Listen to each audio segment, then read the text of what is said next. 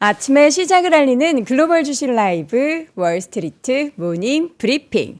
오늘은 1월 12일이고요. 영하 8도, 여의도는 이렇게 찍혀 있습니다. 여러분 안녕하세요. 저는 여도은입니다.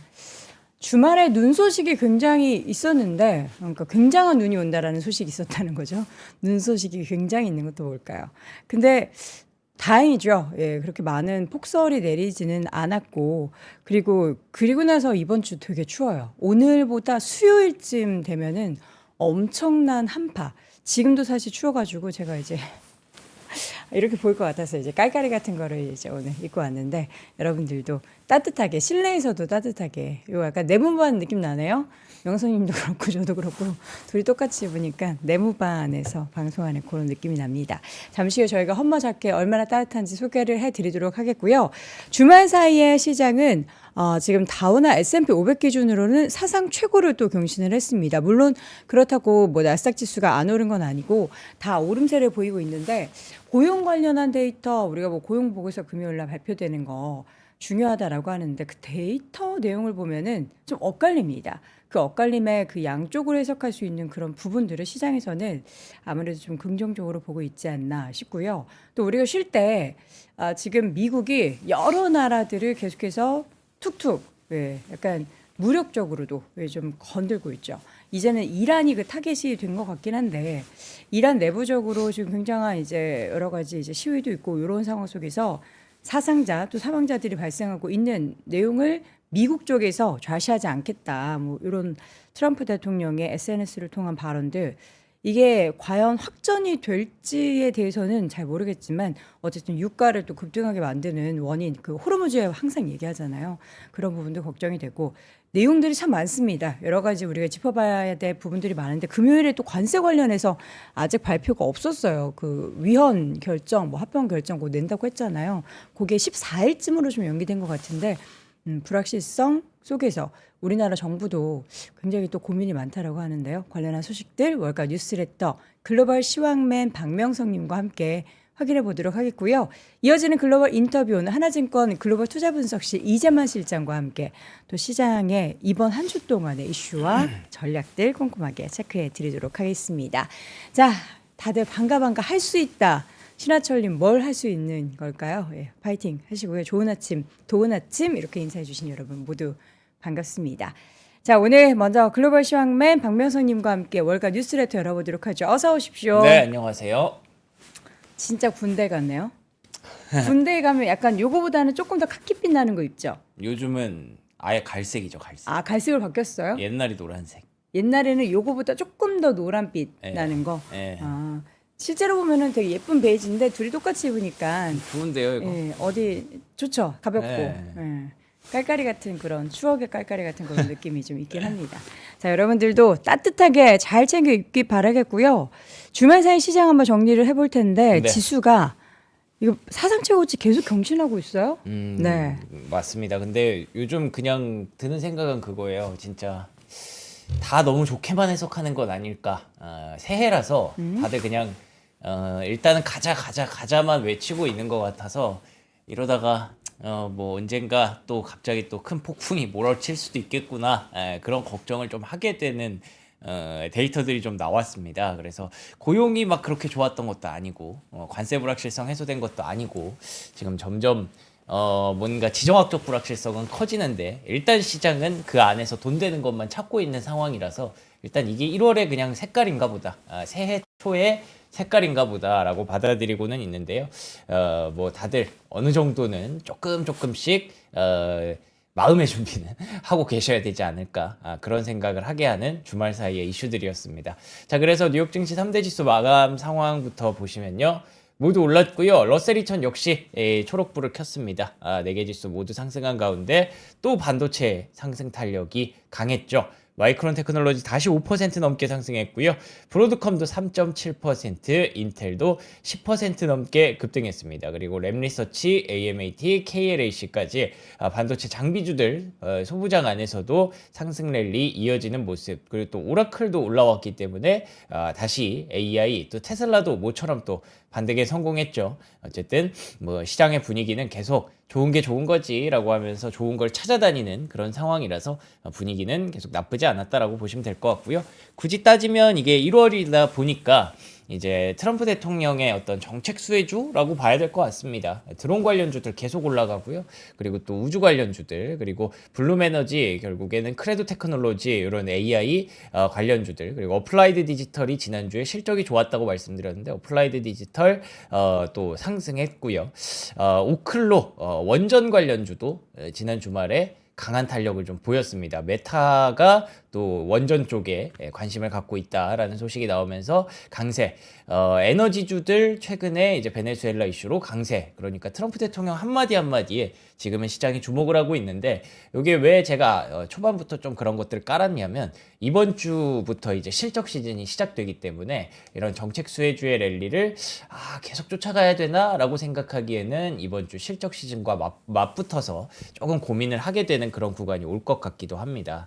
자, 그래서 금리는 지금 방향성을 탐색하고 있는 구간이고요. 달러가 좀 가파르게 올라가고 있어요. 아무래도 여러 가지 불확실성들이 이제 달러의 강세도 다시 한번 유도하고 있는 모습이고요. 금은 소강 국면에 들어갔고 이 금으로 향하던 자금이 지금 좀 달러 쪽으로 향하는 게 아닐까라고 추측을 하고 있습니다. 그리고 국제유가 지정학적 불확실성이 올라오면서 60달러 선을 거의 터치할 뻔했던 그런 모습이었거든요. 지금 뭐 트럼프 대통령이 하고 있는 그런 부분들이 일단은 뭐 돈 벌자 쪽으로 가고 있지만 언젠가는 시장에도 불확실성이 좀 될 수도 있겠다. 유가를 계속 보고 있어야 될 것 같습니다. 네, 국제 유가까지 확인을 해봤는데 사실 우리가 이제 약간 분쟁이나 이런 뭐 무력적인 전쟁까지 우리가 단어를 쓰게 되는 상황이 펼쳐지면은 유가가 갑자기 올라가는 거 아니야? 또 에너지에 대한 불안이 시장을 흔드는 거 아니야? 라는 생각을 하게 하는데 사실 우리 과거에 우크라이나와 러시아 간의 그런 이제 침공과 전쟁이 확전되는 그 상황 속에서도 막 100달러 넘고 120달러 넘고 할 때 막 200불 간다 이런 소식이 있긴 했지만 결국에 다시 또 진정을 되찾았다라는 것을 과거 이제 학습 효과, 우리 시장은 또 굉장히 이제 똑똑해졌잖아요. 그렇기 때문에 이번에도 과연 그럴까? 이게 뭔가 대규모로 사태가 벌어지지 않는 한 유가의 상방이 뭐 확실하게 열려 있다라고 보기에는 좀 어렵다라는 것이 전문가들의 좀 의견이니까 참고해 두시기 바라겠고요. 자, 고용 데이터 어제 어떻게 발표가 됐길래 엇갈렸다라고 하는 걸까요? 네, 고용 데이터는 일단은 신규 고용은 5만 명이 나왔고요. 그리고 실업률은 떨어졌습니다. 그러니까 신규로 뽑은 사람도 줄었고요. 그리고 실업률도 줄었어요. 이게 참 웃기죠? 고용은 줄었는데 실업률은 줄었다. 라는 게. 그러니까 지금 뭐 다들 이제는 어느 정도 그 고용 시장의 분위기를 알고 계시겠지만 뽑기도 어렵고 자르기도 어려운 그런 환경이 계속 지속되다 보니까 덜 뽑았는데 실업률이 감소하는 그런 현상이 좀 발생하고 있습니다. 그리고 이게 뭐 시기적인 부분들도 있겠죠. 그런데 또 시간당 평균 임금은 올랐어요. 이것만 놓고 보면 별로 좋았다고 할 수가 없습니다.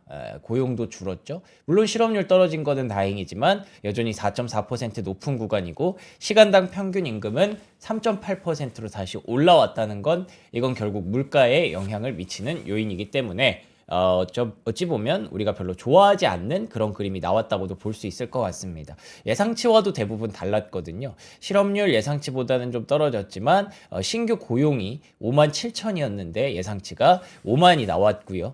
그리고 이거 말씀드렸던 시간당 평균 임금이 3.6으로 예상했는데 3.8까지 좀 높게 나왔다는 점에서 이거 조금 불안하게 생각할 수도 있겠다 싶었는데 전혀 아니었죠, 시장은. 그리고 또 미시간대 소비심리 지수가 이렇게 올라왔고요. 기대 인플레이션도 소폭 예상치보다 좀 높았던 것으로 확인이 됩니다. 요거를 이제 소비심리가 살아나는구나 쪽으로 해석할 수도 있지만 물가를 보는 분들은 뭐야 물가가 또 올라가겠네 라고 생각할 수도 있어서 계속 이게 양면적인 부분들을 띠고 있어서 이게 지표를 봐도 명확하게 지금 상황을 진단하기가 좀 어려운 그런 구간입니다. 근데 어쨌든 이것만은 확실해지는 거죠.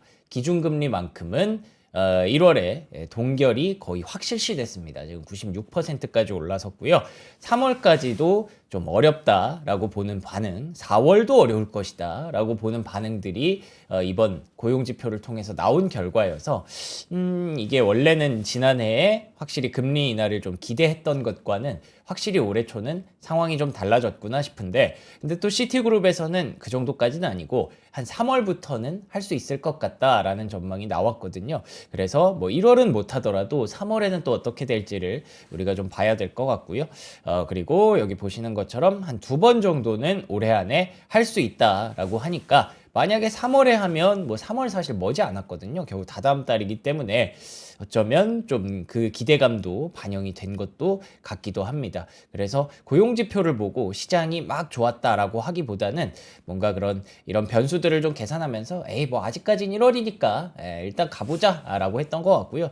요거는 뭐냐면 트럼프 대통령이 고용이 발표되기 전에 본인이 SNS에다가 고용 지표를 다 올려버렸어요. 그러니까 저거 미리 보고 받는다는 것을 이제 어떻게 보면 공식화했네요. 그렇죠. 예, 그러니까 이거에 대해서 뭐 조사를 하겠다라는 얘기가 있는데, 조사요? 아, 뭐- 유출의 경로를? 뭐 그 유출의 경로라든지 아니면 왜 이런 상황들이 발생했는지 좀 알아봐야겠죠.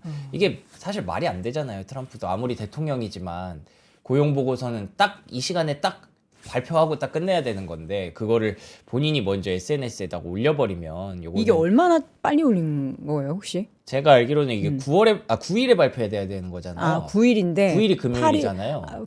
금요일 목요일 밤이구나. 예, 이게 한 10분인가? 그걸로 알고 있어요. 한 10분 정도? 모르겠네. 이게 좀 헷갈리네. 이게 계산이 요일이라서. 9일 맞죠? 아니면은 이제 뭐 트럼프 대통령이 9일 맞다. 9일 맞다. 시차가 있어가지고 미국 안에서도 시차가 조금 있잖아요. 아니, 그래도 9일이 금요일이고 고용이 9일이니까 9일 아침 몇 시여야 되는데 8일 저녁 8시 20분, 이거 말이 안 되죠. 그건 조금 일찍 발표한 거예요. 예. 그래서 이것 때문에 또 좀 논란이 있었다라고 봐서, 이게 그러니까 지표를 봐도 지금 시장의 분위기를 읽을 수가 없는 게 막 이런 변수들이 너무 많습니다. 그래서 이 지표가 정리될 때까지는 네. 시장의 영향력이 좀 떨어질 수도 있겠다 싶고, 이걸 연준 위원들이 어떻게 해석하느냐가 앞으로 더 중요할 것 같습니다. 네. 자, 그리고 원래 금요일에 대법원이 그 관세 관련해서 네. 위헌, 합헌 판결하겠다라고 했는데 이거 왜 보류가 된 거예요? 근데 제가 처음에 그 말씀 드릴 때도 얘기 드렸지만, 이게 이날 무조건 나온다는 건 아니에요. 그래요? 예. 그때도 제가 미리 그래서 말씀을 드렸던 건데, 대법원이 뭔가 이렇게 얘기를 하는 날일 뿐이지, 그날 트럼프 대통령과 관련된 판결이 나올 수도 있는 거지, 이게 무조건 나온다는 아니었고, 예. 그래서 베센트 재무장관도 아마 좀 뒤죽박죽인 판결이 나올 것으로 예상을 한다라고 네. 해서, 뭐 저는 개인적으로 그렇게 놀랍지는 않았습니다, 전혀. 근데 어쨌든 이런 부분들이 시장에는 조금 안도감을 제공했다라고 보시는 것 같습니다. 그래서 뭐 1월 14일에 판결될 수 있다라는 얘기도 있는데, 그쵸. 1월 14일도 그냥 추측일 뿐이지, 그 다음 가능성일 뿐이지. 근데 이거는 네. 그러니까 미국 내에서는 잘 모르겠는데 네. 우리나라도 그렇고 이제 관세 이미 다 끝났다라고 생각했던 국가들 입장에서는 음, 약간 불확실성, 시장은 불확실성 되게 싫어하고 우리 실무진 입장에서도 불확실성 너무 싫잖아요. 근데 뭐 별로 중요한 게 아니죠. 다른 중요하다고요? 나라에서 어떻게 생각하는지 말듣지는. 아, 그러니까 미국 입장에서. 우리 투자자 입장에서 투자자 네. 입장에서는 그런 불안함을 좀 계산을 하고 지금 투자를 해야 되기 때문에 네. 이걸 좀 빨리 끝냈으면 좋겠는데 일부러 저러나 싶기도 하고. 근데 사실 사법부라는 곳은, 그리고 그냥 일반 사법부도 아니고 대법원이니까 그거는 뭐 사실 뭐 일반인들의 그 투자에는 큰 관심은 두지 않을 것 같아요. 그러니까 그래요? 이게 법적으로 판결하는 게 가장 중요한, 되게 순수해야 하는 그런 집단이잖아요. 대법원은. 그쵸. 예, 그렇기 때문에 요거는 그냥 우리 입장에서 그냥 조용히 기다려야죠. 예, 뭐 어떻게 할 수도 없고. 네. 그리고 트럼프 대통령과 베센트 재무장관도 저희랑 똑같은 처지일 거고, 과연 어떻게 나올까 그냥 뭐 잘 나왔으면 좋겠다라고 기도하고 있을 수밖에 없는 상황이고, 그들의 입장에서도 좀 고민을 하겠다 싶어지는 게, 왜냐하면 이게 이제 미국의 무역 적자가 보시는 것처럼 역대급 개선세를 띄고 있어요. 와, 대단하죠. 저게다 관세 그렇죠. 발효해가지고 저렇게 끌어올린 거잖아요. 예, 그러니까 이게 미국에게 이익이 되는 그런 관세라고 보면은, 대단하네요. 이거를 대법원 입장에서도 이렇게 판단해야 되는, 저렇게 판결해야 되는 조금 고민이 되겠죠. 물론 1심과 2심에서 이미 위헌이라는 결과를 올려놓고 지금 대법원에서 판결하는 거라서 뭐 거의 위헌일 가능성이 한 70% 정도 된다라고 합니다만 네. 그래도 시간을 좀 두고 굉장히 중요한 판결이기 때문에 아마 14일에도 나오지 않을 가능성도 저는 유효하다라고 보고 있습니다. 그리고 또 이게 트럼프 대통령의 어떤 정책들 중에 굉장히 다양한 정책들이 지금 쏟아지고 있어요. 그래서 제가 앞에서 정책 효과다라고 말씀을 드렸었는데 이게 확실히 1월이기도 하고 중간 선거가 있는 해이기도 하다 보니까 일단은 그 MBS 채권이라고 해서 모기지 채권을 엄청나게 매입을 하고 있습니다. 그 외 최근에 기관들이 뭐 부동산 사지 말라 이런 네. 거 있었잖아요. 그거랑 덧붙여서 이게 지금 집값을 좀 안정화시키고 금리를 떨어뜨리기 위한 정책을 쏟아내고 있는 거죠. 그쵸. 요걸 하면서도 베센트 재무장관이 우리는 연준을 좀 더 압박하기 위한 그런 수단이다. 압박하기 위한 수단이라고는 하지 않았지만 어쨌든 연준과 함께 가기 위한 수단이다라고 얘기를 한 거를 확실히 보시면 금리를 떨어뜨리고 싶어하는 게 확실히 느껴지고 네. 그리고 실제로 미국의 30년물 모기지 채권 가격이 금리가 6% 아래로 2023년 이후로 처음으로 떨어졌습니다. 이런 것들을 봤을 때 확실히 좀 투자자들에게 유화적인 그런 정책을 계속 꺼내려고 트럼프 대통령이 노력을 하고 있고요. 네. 그래서 그런지 로켓 컴퍼니, 레나 같은 미국의 주택 관련주들의 주가가 강하게 건설주들의 주가가 또 강하게 올라가고 있습니다. 확실히 1월이고 좋은 것들을 많이 보려고 하는 그런 시장의 움직임입니다. 근데 약간 저 로켓 컴퍼니 네. 혹시 그 약간 이름 비슷해가지고 로켓넷? 네. 아니. 그런 거 아니에요? 네, 아니 왜 우리나라에서도 그 왜 유가 오르면은 네. 정말 관련 없는 그 그런 것도 있죠. 이름 있잖아요. 한국 네. 뭐였지? 그 종목명이 몇 살짝 개 기억이 있죠. 안 나는데 네. 약간 그런 식으로 오른 게 아닌가라는 생각도 좀. 왜냐면은 레나 대비해서 너무 많이 올랐으니까. 네, 그쵸. 네. 근데 또 레나 같이 무거운 종목이 이렇게 이틀 연속 이렇게 급등을 한 거 보면 네. 확실히 저 그 금리가 내려갔던 게 어느 정도 좀 의미가 있지 않았나라고 보여지고요. 정부에서 저렇게 움직임을 좀 노력을 하고 있으니까 확실히 시장에서도 알아주는 것 같습니다. 네. 그런데다가 요거는 주말에 나온 거라서 아직 시장에 반영은 안 됐는데 신용카드 이자율을 10% 상한제를 시행한다고 합니다. 보니까 이자율의 10%요? 보니까 지금까지 뭐 수수료겠죠? 수수료율을 지금까지 막 20% 이상 이렇게 썼더라고요. 보니까 역사적으로. 근데 이거를 10%까지만 줄여놓는다라고 하면은 이제 신용카드 회사들에게 가져가는 이익이 줄어들고 반대로 소비자들의 소비자들에게는. 물가가 떨어질 수 있겠죠.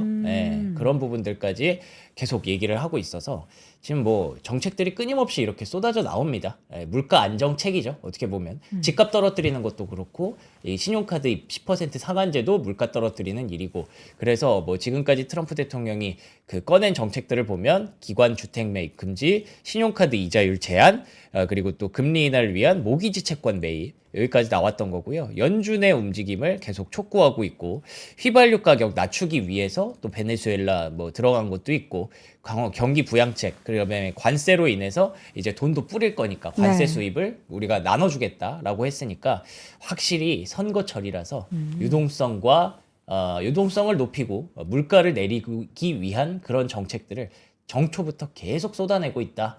그런 부분들이 시장에 긍정적으로 작용하고 있다. 그래서 사실 지난주 금요일은 고용 때문에 주가가 시장이 올랐다기보다는 이런 정책들 덕분에 올랐다라고 보는 게 저는 합리적일 것 같습니다. 그 최근에 트럼프 대통령이 이제 11월에 중간선거도 중간선거지만 인플레이션 관련한 국민들의 평가에 있어서 네. 정말 굉장히 안 좋은 지금 지지율을 받고 있어가지고 그쵸. 예, 사실 인플레이션이라는 걸 얘기한 게 저는 뭐 한 거의 10년은 된 것 같은데. 인플레이션 얘기한 게요? 예, 그러니까 왜냐면 코로나 때부터 얘기하지 그러니까요. 않았어요? 그게 10년이나 됐다고요? 왜 그래요? 10년 안 됐나요? 선생님, 우리 2026년이잖아요. 코로나가 2019년이죠. 그러니까 뭐 거의 이제 그러네. 아직 10년까지는 안 됐구나. 5년 사이. 예, 최근 6년. 한 3, 4년 사이. 근데 그 사이에 그러니까 그 막 그때도 물가, 그 다음에 바이든 때도 물가를 못 네. 잡았다. 트럼프 들어와서도 물가를 못 잡았다. 음. 이 물가가 잡히는 건지는 저는 솔직히 모르겠어요. 왜냐하면 이게 구조적으로 저는 물가가 잡히기 어렵다고 보거든요.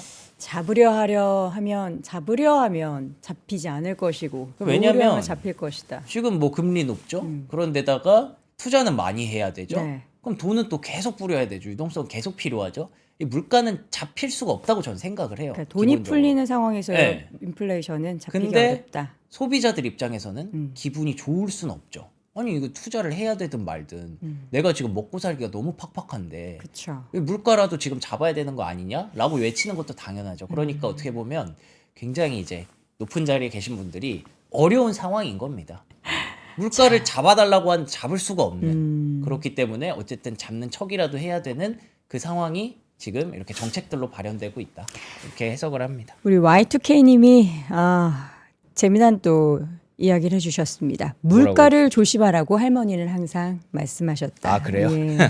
할머니 때부터 그러니까 얘기하셨군요. 우리 자동차 운전 조심해라, 물가 조심해라. 얘야. 경기가 안 좋다 예. 뭐 이런 거 맨날 똑같은 얘기죠. 예. 그 물가가 여기서 말하는 물가는 물. 아 그거.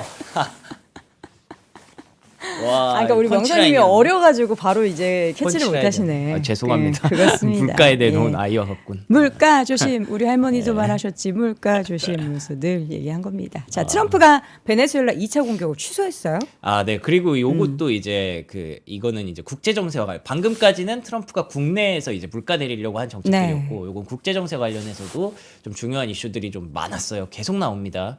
베네수엘라에 대한 2차 공격을 취소했다라는 건 베네수엘라 이제 정리됐다라고 보는 것 같습니다. 에너지 재건을 시작한다라고 하면서 뭐 수십억 달러 들어간다고 하고요. 여기 들어가는 기업들이 중요하죠. 결국에는 엑슨, 코노코필립스, 쉐브론 같은 기업들이 같이 참석해서 회담을 가졌다라고 합니다. 특히나 쉐브론이 가장 적극적이죠. 아무래도 지난번에도 말씀드렸지만 베네수엘라에 이미 그 어느 정도 인프라를 갖추고 있습니다. 네. 물론 완벽하진 않지만 그래서 추가로 더 투자를 해서 우리가 베네수엘라를 제대로 먹어보겠다. 쉐브론이 좀 가는 그런 모습이고요. 코노코필립스의 주가도 훌륭한 모습을 계속 보여주고 있습니다. 그리고 이게 좀 폭력적이죠. 멘트가 그린란드가 좋든 싫든 우린 뭔가를 할 것이다. 그린란드가 좋아하든 싫어하든 상관이 없다. 쉽게 협상을 마무리하고 싶지만 쉬운 방법이 없다면 어려운 방법을 택해야 할 것이다. 요거는 뭐 거의 반협박이죠. 어떻게 보면은. 반드시 그린란드를 접수하겠다는 거예요. 거의 그런 의지가 좀 보이죠. 그렇기 때문에 지금 또 뭔가 좀 불안한 그런 심리가 계속 작용할 수 있을 것 같습니다. 근데 또 재밌는 거는 또 그린란드 안에서도 이래저래 의견이 나뉘나 봐요. 네. 야당 쪽에서는 우리는 덴마크 필요 없다. 미국이랑 대화하고 싶다. 이런 얘기를 또 한다고 합니다. 아, 야당에서. 예. 그래서 이게 사실은 처음에 그냥 그린란드 이렇게 나와서 와, 그린란드는 오히려 미국이 되고 싶나 보다 이런 생각도 사람들도 있었는데 알고 보니 그게 아니라 네. 야당 쪽의 지도자가 약간 좀 정치적인 그런 얘기들을 하나 봐요. 예, 그래서 뭐 이런저런 분열을 일으키고 있는 그런 그린란드라고 봐야 될 것 같고요. 네. 근데 어쨌든 그 제일 무서운 거는 이제 나토거든요. 덴마크는. 예. 과연 이게 말이 되나? 미국이라는 나라가 나토령을 이렇게 획득하려고 하는 것 자체가 이게 나토가 이제 거의 유명무실해진 건가? 우크라이나가 그 나토 가입하고 싶다고 그렇게 지금까지 전쟁을 끌고 있는 건데 이게 나토가 이게 의미가 없는 거였나? 이런 좀 허무함도 있고요. 그런데다가 이제 또 우크라이나에서 나가는 그 배들을 계속 5번째 지금 납포를 하고 있거든요. 이런 상황들을 계속 돌고 돌아봤을 때 지금 시장에서는 일각에서 그런 얘기를 하더라고요. 미국이라는 나라가 거의 지금 뭐 준전시 상황이라고 생각을 하고 있는 것 같다. 지금 중요한 지역들을 이렇게 계속 정리를 해두고 그리고 또 중요한 부분들을 차단을 하면서 본인들에게 필요한 원자재를 확보하기 위해서 거의 준전시 상황급으로 지금 보고 있는 것 같다라는 전망도 나오더라고요. 분석도. 네. 그러니까 전쟁부로 이름을 바꿨잖아요. 애초에. 그 부분 자체가 어떻게 보면은 좀 예고가 되어 있었던 그런 상황이었을 수도 있고 그래서 그런 상황들을 놓고 봐서 우리가 너무 막 시장만 올라간다고 긍정적으로 볼 거는 좀 아니지 않나라는 생각을 제가 주말에 좀 했습니다. 네. 그래서 이렇게 말씀을 드리는 거고 그래서 지금 이제 방산주로 자금들이 계속 향하고 있어요. 노스롭 그루먼이라든지 온다스 홀딩스. 근데 또 드론주가 최근에 좋았는데 주말 사이에 나왔던 이슈는 또 흥미로운 게 중국 드론을 제재했잖아요. 근데 중국 드론 제재를 푼다고 하더라고요. 그러니까 미중 간의 정상회담이 또 예정되어 있다 보니까 또 살짝 중국 눈치 보기를 해서 요걸 또 풀어준대요. 그러면은 이제 드론주에 좀 변동성이 생길 수 있겠죠. 네. 그러니까 이게 다 그 미국 정부의 어떤 한마디 한마디에 의해서 지금 시장이 좀 움직이다 보니까 변동성이 이렇게 커질 수밖에 없는 거고. 그래서 지금 상황을 놓고 봤을 때 미국이 중국과 러시아에 대해서는 어느 정도 좀 소강 국면에 들어간 것 같고 나머지 지역들을 이미 정리하려고 하는 그런 분위기인 것 같습니다. 근데 그 나머지가 결국 중국, 러시아랑 맞죠? 다 연관이 돼 있으니까. 그렇죠. 그러니까 중국, 러시아는 계속 불편하게 생각하겠죠. 다이렉트로 치는 게 네. 아니라 쓰리 쿠션으로 치겠다. 그렇죠. 뭐 네. 이런. 이란은 어떻게 되는 거예요? 이란도 주말 사이에도 뭐 그쵸. 되게 예, 말이 이란에 많던데. 그 지금 소요 사태가 계속 진행되고 있는데 그거에 대해서 지금 하메네이 이 최고 지도자 여기 뭐 대통령이랑 최고 지도자가 따로 있다면서요. 하메네이 최고 지도자의 뭐 실각설도 계속 나오고 있다 하는 거 보면은 거기 분위기가 일단 좀 심각한 것 같고 뭐 제가 봤던 뉴스 중에는 뭐 36시간 동안 인터넷이 끊겼다 그랬나? 그러니까 거기도 지금 다 이란에요? 막은 거예요. 예. 사망자가 굉장히 많이 나오던데요. 예, 막 사상자들이 경찰도, 계속 네, 나오고 있는 걸로 알고 죽고. 있고 그래서 일부 이제 이란 국민들 중에는 미국의 개입이 필요하다라고 생각하는 사람들도 있겠죠. 그런 것들이 이제 미국 입장에서 합리적이다라고 판단한다면 진짜 또 들어갈 수도 있겠죠. 예, 그렇기 때문에 지금 상황이 뭐 이래저래 굉장히 좀 무섭습니다. 예, 뭐 이래저래. 그래서 지금 어쨌든 미국이 하고자 하는 방향성은 확실합니다. 뭐 중국이랑 러시아랑 당장 지금 1대1로 맞붙는 건 아니지만 그게 언제 있을지 모르기 때문에 그런 부분들을 좀 미리 좀 다른 것들을 좀 없애기 위해서 중국과 러시아와 협력하고 있는 국가들을 지금 좀 위협을 하고 있는 거죠.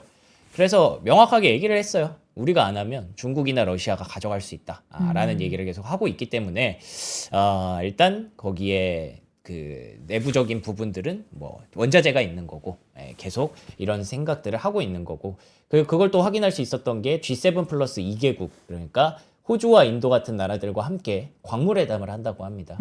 이런 것들을 봤을 때 우리가 원자재에 대해서는 뭐 투자 심리 자체는 계속 살아 있겠구나.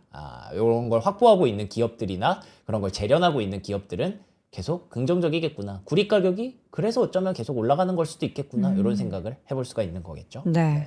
그러니까 이게 보통 과거부터 이제 리더들이 나의 뭔가 리더십과 이런 것들을 지키기 위해서 혹은 강화하기 위해서는 항상 전쟁 일으키고 그러잖아요. 네네. 트럼프도 약간 딱 그런 모양새를 펼치고 있는 것 같아서 너무 안타깝습니다.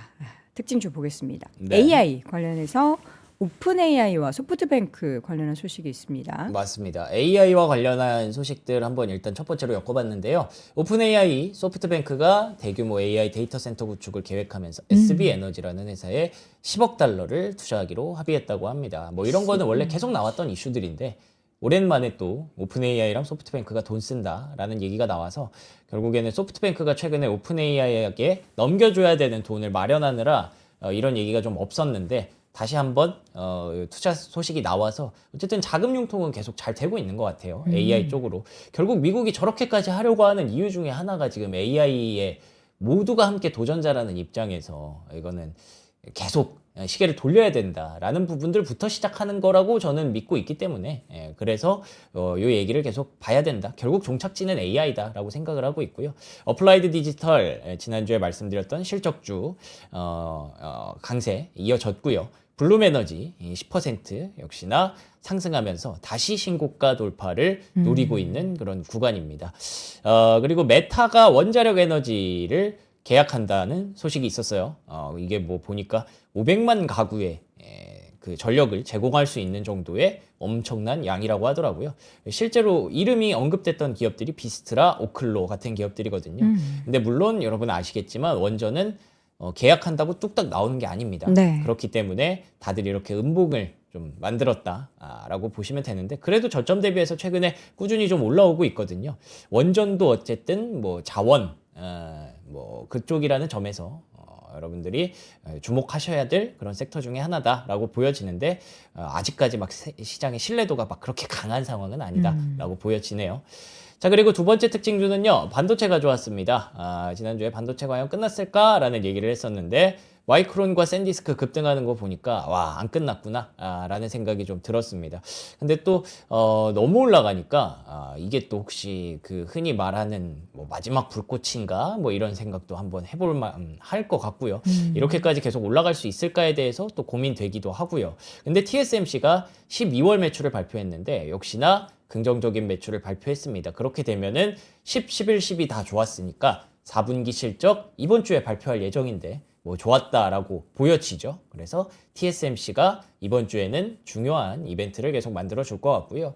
인텔 주가가 또 신고가를 경신했어요. 근데 트럼프 대통령과 리프탄 CEO가 회동을 했다고 합니다. 근데 거기서 어떤 얘기를 했냐면 2나노 CPU 프로세서 얘기를 했어요. 근데 야, 인텔이 2나노? 이게 되나? 라는 의심이 좀 들지 않습니까, 여러분들? 인텔에 2나노를 맡긴다. 라는 것 자체가 이게 조금 이게 좀 억지로 주가를 계속 올리는 건 아닐까라는 생각이 들어서 2나노 관련주들이 이렇게 쭉 나오는데 이게 과연 인텔의 진짜 수혜일지 아닐지는 좀 더 두고 봐야 될 것 같습니다. 근데 어쨌든 2나노를 계속 가게 되면 뭐 장비도 필요할 거고 시놉시스 같은 디자인 업체들도 계속 중요하게 될 거고 뭐 인텔이 혼자서 다 할 수 있는 건 아닐 테니까 계속 미국은 점점 반도체를 고도화시키고 반도체도 확보하고 싶어 하니까 이런 종목들은 주목은 받겠구나 그렇게 기회를 얻을 수 있겠구나 정도로만 해석을 하고 있고요. 자, 그리고 세 번째로는 월마트가 1월 20일 기준으로 나스닥 100에 들어간다고 합니다. 월마트가 나스닥이라고 하니까 조금 어떻게 월마트가 나스닥이지 하실 수도 있는데 아시는 분들 아시겠지만 AI를 굉장히 잘 활용하고 있는 그런 기업이에요, 월마트가. 그래서 아스트라제네카가 빠지고 월마트가 나스닥 100에 들어가게 된다고 합니다. 월마트의 매력 포인트 UBS에서는 두 가지라고 하네요. 일단 뭐 전자상 거래 좋고 클릭 앤 콜렉트 온라인에서 주문하고 매장 픽업하는 시스템이 매장이 워낙 많으니까 이런 부분들이 계속 시장에 긍정적인 모습을 보인다. 그러니까 주가가 거의 안 빠졌거든요, 월마트는. 이런 관세 노출도가 있는 기업임에도 불구하고 핵심 사업 투자 잘하고 있고 꾸준한 실적을 내고 있는 게 월마트의 확실히 중요한 매력 포인트다라고 하는 동시에 아마존과 타깃 뭐 이런 그 결국에는 커머스 업체들, 뭐 소매 업체들, 유통 업체들의 주가가 최근에 좋아요. 근데 지금 뭐 앞서 계속 제가 말씀드렸듯이 트럼프 대통령이 내부적으로 엄청난 지금 경기 부양책을 계속 꺼내고 있잖아요. 뭐 깎아주고 세금 깎아주고 돈 뿌리고 집값 내려주고 물가 내려주려고 신용카드 이자율 10%로 내려주고 이러니까 이제 경기가 회복될 수 있지 않을까 쪽으로 해석을 하는 것 같습니다. 올해만큼은. 그래서 관련주들의 강세가 좀 이어지고 있다라고 해석을 합니다. 네. 위고비가 아마존 약국에서 판매를 시작했다. 이게 아마존이 온라인 약국 말하는 거예요? 맞습니다. 요거 온라인에서도? 화면이 아마존 파머시라고. 아니 이렇게 막 살 수 있어요? 미국은? 이제 된 거죠. 와. 네, 이제 위고비가 이제 알약이 됐잖아요. 네. 알약이 되면서 이렇게 이제 아마존 약국에서도 판매가 된다고 그럼 합니다. 무슨 두통약 사듯이 그쵸? 위고비를 사네요? 이제는 세상이 또 이렇게 달라진 거죠. 그래서 노보노디스크의 주가가 올랐고, 그러니까 뭔가 새로운 혁신적인 무언가, 뭐 단순히 약뿐만이 아니라 이렇게 이제 뭐 AI도 그렇고, 챗GPT도 그렇고, 제미나이도 그렇고, 뭔가가 탄생했을 때 결국 그거를 소비자들에게 얼마나 더 빠르게 접근성을 가져다 주는지가 중요한 거잖아요. 네. 사실 뭐 요즘 뭐 우리나라에서도 위고비나 마원자로 맞으시는 분들 많다고 많아요. 하지만 뭐 저도 궁금하기는 한데 굳이 맞고 싶지도 않고 굳이 막 약국 가서 막 이렇게 뭐 받고 싶지도 않고 귀찮아가지고 뭐 별로 관심은 없거든요. 아니, 근데 필요 없잖아요. 그쵸. 명선님은. 근데 어쨌든 명선님 이렇게 운동하니까. 생긴다고 하면은 근데 뭔가 시도해 그냥 보고 싶어요? 저뿐만 아니라 이제 해보고 싶으신 분들이 좀 더 늘어나지 않을까요? 그쵸. 예. 쉽게 살 수 있으니까. 그러니까 계속 이런 게 중요한 것 같아요. 그래서 네. 접근성을 좀 더 그렇죠. 확보시켜주는 게 그래서 이게 계속 호재가 되고 있는 상황이고요. 이번 주. 무엇보다 이번 주에 JP모건 헬스케어 컨퍼런스가 있지 않습니까? 그래서 요거는 이제 키움증권 허예민 연구위원회 리포트를 참고한 건데 1월 10일 월요일 존슨앤존슨, 화이자, 노바티스, 머크, 암젠, 로슈, 제논, 그리고 템퍼스 AI, 또 엔비디아도 간다고 합니다. 근데 이와 관련해서 국내 기업들도 주목할 만한 기업들을 이렇게 다 리스팅을 해주셨어요. 그래서 이거 표가 너무 보기 편해서 이렇게 가져와 봤습니다. 이게 월요일 일정이고요. 한국어로 돼 있네요. 그렇죠. 좋아요. 키움증권 리포트니까. 화요일 내용은 이제 글락소스미스클라인, 노보노디스크, 릴리, 산도즈, GE 헬스케어 이런 기업들이 관련 내용들을 이렇게 쭉 발표를 한다고 합니다. 그리고 수요일과 목요일까지 이렇게 쫙 이렇게 정리가 되어 있으니까 여러분들 뭐 미국 주식 투자하시는 분들이나 국내 증시 매매하시는 분들 참고하시면 좋을 것 같습니다. 네. 자, 그리고 이제 본격적으로 이번 주부터 어닝 시즌이 시작이 됐습니다. 됩니다. 이제 화요일부터 시작이 되고요. 제가 조금 이제 바빠질 예정인데 여기 보시면 화요일에 금융주 JP모건 그리고 델타항공의 실적 발표가 예정돼 있고요. 수요일에 웰스파고 시티그룹, 뱅크 오브 아메리카, 목요일에 TSMC, 모건스탠리, 골드만삭스, 블랙록 금융주와 항공주 그리고 TSMC가 이번 주 실적을 발표할 예정이니까 참고하시면 좋겠습니다. 네. 시장이 하락 안 했는데 휘씨님께서 시장 때 제가 시장의 하락을 얘기하지 않았다라고 해가지고 이게 무슨 말인지 모르겠네요. 시장은 상승했습니다. 네. 사상 최고치 기록을 했고요. 자, 그리고 저희가 지난주 시간에 또 JP모건 헬스케어 컨퍼런스 관련해서는 다양한 분석들에 대해서 프리뷰를 해드렸고 저희가 또 리뷰도 곧 김선아 위원님 모시고 준비하고 있을 테니까요. 여러분 기대 많이 해주시기 바라겠고요. 자, 오늘 3프로아뜰에서는 저희가 지금 입고 있는 요 제품인데 사실 이거만 있는 게 아니라 세트 제품이에요. 지금 제가 준비하고 있는 게 요거 후리스. 요거 근데 단품으로 따로 입으셔도 돼요. 후리스를 집업이거든요. 되게 편해요. 그러니까 집업으로 요거 입으시고 레이어링해서 제가 지금 입고 있는 요거 이제 본버 자켓을 같이 입으셔도 되고 아니면은 뭐 따로따로 입으셔도 되고 활용도가 되게 높습니다. 그래서 요거 두 개 세트로 해서 저희가 험머 제품 요새 자주 소개해 드리는데 요거 최초 5만 원대 저희가 5만 9천 원에 요거 따로따로 아닙니다. 두 개 합쳐서 5만 9천 원이요? 같이 5만 9천 원이에요. 예. 그러니까 뭐 이건 득템이죠. 두 제품 모두 다 험머 제품이고요. 그리고 제가 입고 있는 제품의 사이즈는 M 사이즈, 95 사이즈고 명성님은 X라지 지금 입고 있는 거죠. 네. 네, X라지 둘 다 그냥 여러분들 이거는 밖에 나가서 입으셔도 되지만 이게 진짜 안 입은 듯이 가볍거든요. 되게 깃털같이 가볍기 때문에 집에서 사실 난방 너무 세게 틀어놓고 그러면은 겨울철 난방비 엄청 나잖아요. 그럴 때 그냥 이런 거 가볍게 좋죠. 입고 있으면은 난방비도 아끼고 또 얼마나 좋습니까? 요거 이제 5만 원대 제품으로 여러분들 난방비 감소 그리고 여러분들의 보온을 더 많이 챙기셨으면 좋겠고요.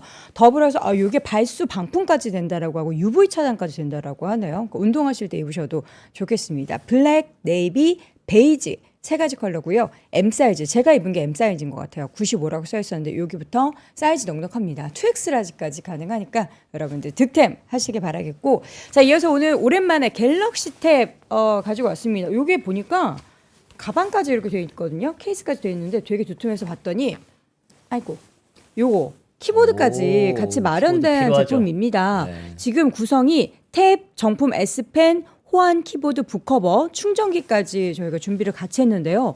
근데 이거 가격 맞아요? 이거 다 드리는데 가격이 39만 원대입니다. S7 LT 최초 모델이고요. 그리고 지금 보니까 CPU 스냅드래곤 865 플러스 그리고 램 6기가 용량은 128GB. 근데도 이게 지금 39만 원이라고요? 신품급 S급 리퍼 제품으로 저희가 무상 보증은 1년 마련해 뒀습니다. 11인치 화면으로요. 이거 진짜 괜찮네. 노트북 대용으로 사용하셔도 좋을 것 같아요. 128기가 정도면은 와 이거 키보드까지 이렇게 되어 있는 거 너무 사고 싶었는데 너무 괜찮다 이거. 이거는 제가 탭을 안 사용해봐서 모르겠는데 뭐까지 할 수 있는 거예요, 여러분? 한번 사용해 보신 분들 공유해 근데 주시면 6기가면 너무 좋겠습니다. 램 6기가면 어지간한 건 다 돌아갑니다. 웬만한 거 앱 다 돌아간다고요? 네. 그럼 가벼운 편집 같은 것도 할 수 있겠네요. 가능하죠. 오, 거의 휴대전화급이기 때문에 너무 좋습니다. 이렇게 딱 들고 다니셔도 가볍게 여러분들이 업무하실 때 그리고 또 아이들 공부할 때도 사용하면 너무나 좋은 제품 39만 원을 준비했으니까요. 다양한 제품들 오늘도 영상 하단 링크 통해서 확인해 보시면 되겠습니다. 자, 지금까지 글로벌 시황맨 박명성님 함께했습니다. 고맙습니다. 고맙습니다.